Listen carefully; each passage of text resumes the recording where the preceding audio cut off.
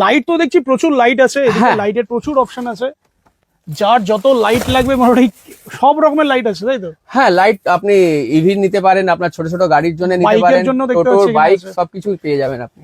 আচ্ছা, লাইটের মধ্যে এই লাইটটা চলে একটু ইভির জন্য, ভালো ছোট।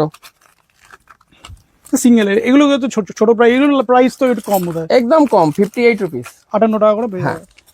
মানে স্টক তো দেখিয়ে শেষ করা যাবে না, প্রচুর স্টক আছে। লেডিস ফুটরেসের স্টার্টিং প্রাইস কত হবে মোটামুটি? লেডিস ফুটরেস যদি কেউ নিতে চায় আমাদের 200-210 এর মধ্যে হয়ে যায়। 200-210 টাকা। হ্যাঁ।